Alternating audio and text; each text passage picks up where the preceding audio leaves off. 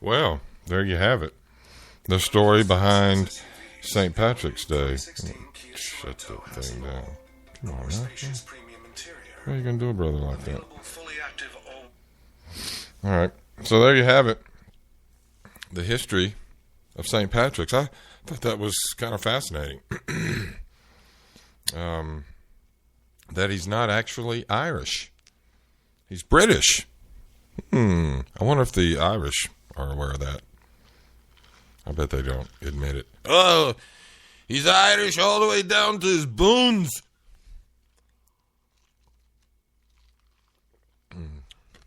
That's what they're saying. I would too. 30 years. 30 years of converting Irish.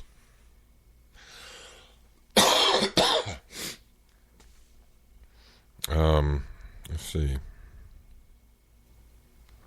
I thought it was interesting too that drinking was banned on St. Patrick's Day in Ireland until the 1970s.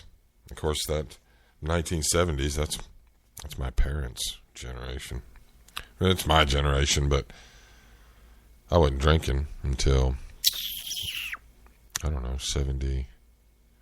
See, I could drink at 18. I actually started at 17, but legally I could drink at 18. I can't remember when I was 18. 77, maybe. 78. Oh, 79, 80. No. All right. That's St. Patrick's. So there's your information. That's how it got going.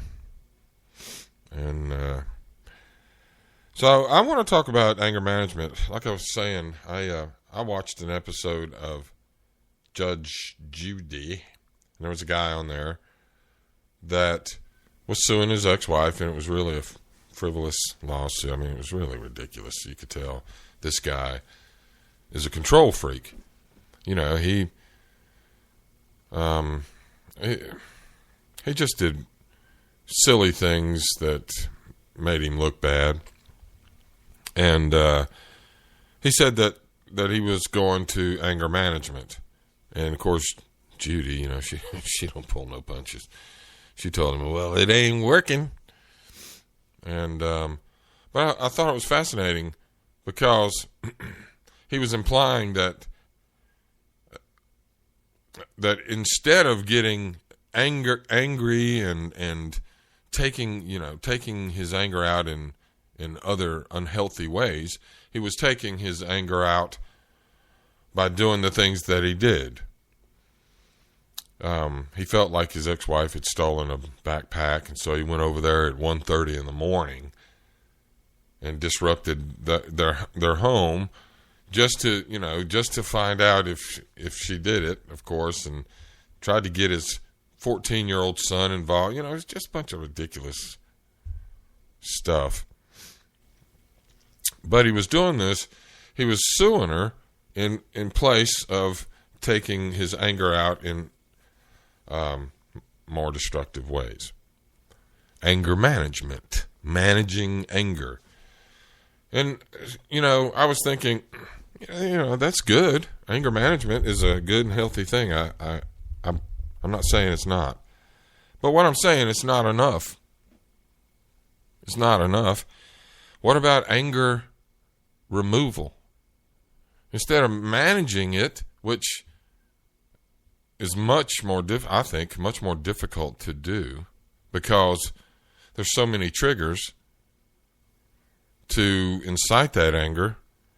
Man, that's all you do with your time is focus on controlling it. You'd have no time for anything else. So, I believe, yes, you should learn anger management skills, but you also need to couple that with anger removal skills. And I believe, and I don't know what psychiatrists believe or say, but I personally believe that that's very possible. My desktop computer is shifting into fourth gear there.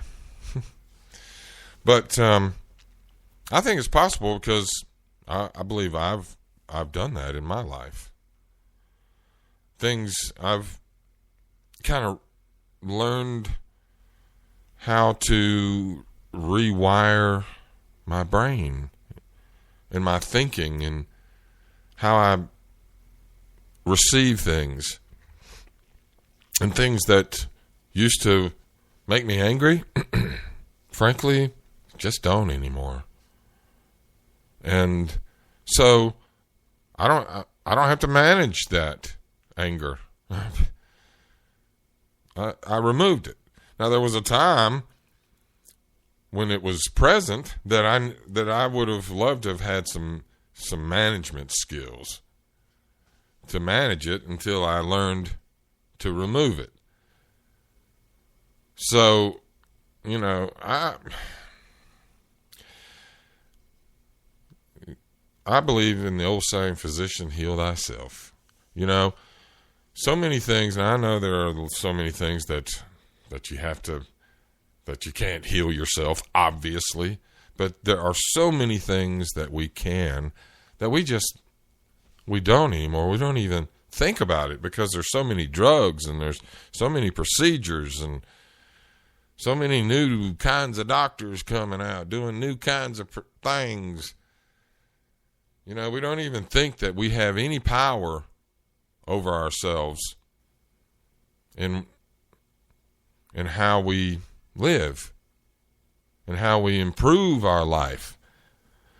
It's normal to have these things and deal with them because they come from life's experiences.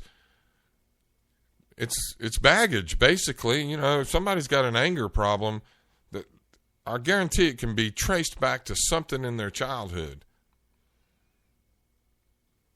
And so, and I think a lot of it is also carried over from, parent to, a lot of it's taught. Kids see their parents get angry and respond in violent ways and things like that. So, all those things influence people. And then when they get into their adult lives, they're dealing with the same things.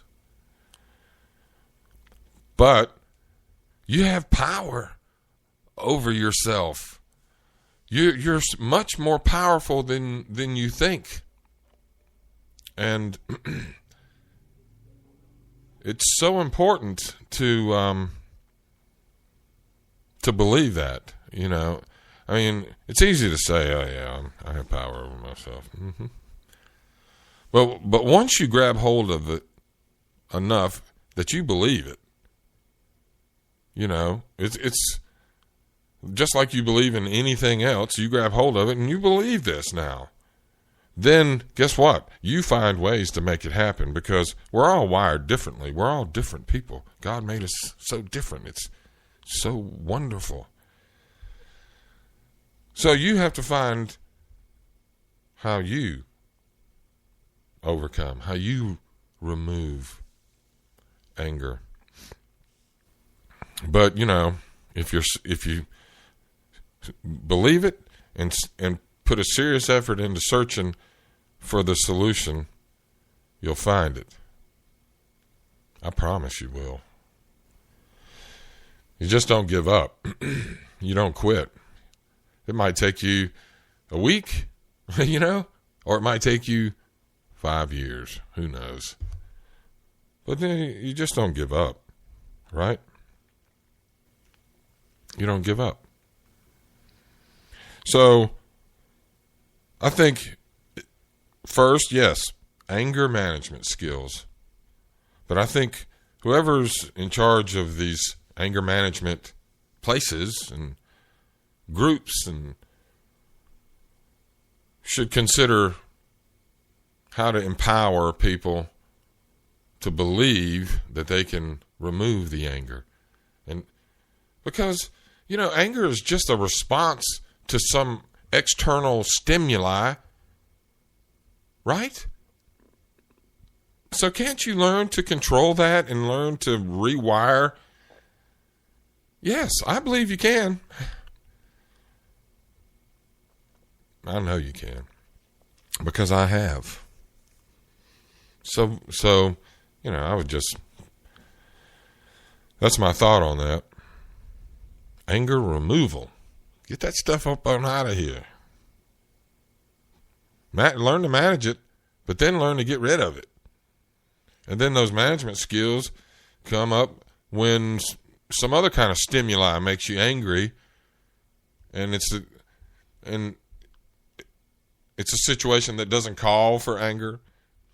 Then learn to manage that, and then remove it. Golly, it's every time you overcome something like that, it's like you get 5 foot taller. You start off 5 foot, you overcome something, then you're 10 foot tall. Then you overcome something else. God, man, I'm 15 foot tall. Yeah. Overcome something else, you're 20 foot tall. You keep getting taller. Everybody wants to be taller, don't they? Everybody I know wants to be taller. All right. I want to wrap it up with talking about Caroline Kennedy, and this is just a sign of the times, but it just seems to, I don't know, bring back memories of just how much the Kennedys have been through. Good gracious.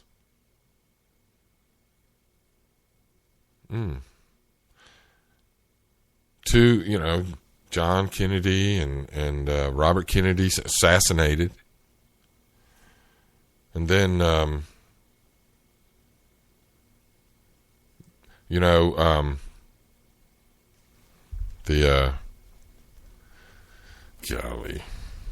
I'm showing my ignorance. The third brother, the Chappaquiddick incident. Of course, that was a long time ago, but still, a lot of people thought that, you remember Nostradamus made a prediction that 3 people were going to be assassinated, and I remember them speculating that it was the Kennedys, because 2 of them's already been assassinated, and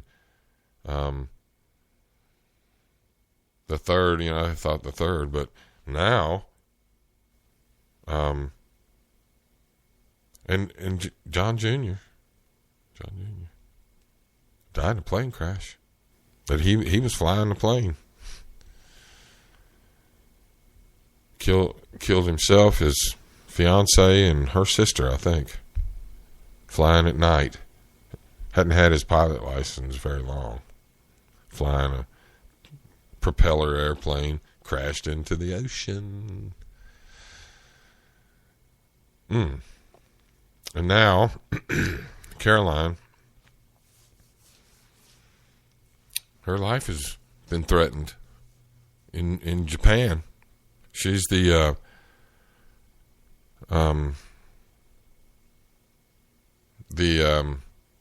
ambassador to Japan, the United States ambassador to Japan, and her life's been threatened now. So I just wonder, how that must feel, knowing everything that's happened to all the people in her family. Everybody in her family in her immediate family has passed away. Father was murdered. Brother died in a plane crash. Mom is dead. Now it's her. Now there's somebody who's wanting to kill her too.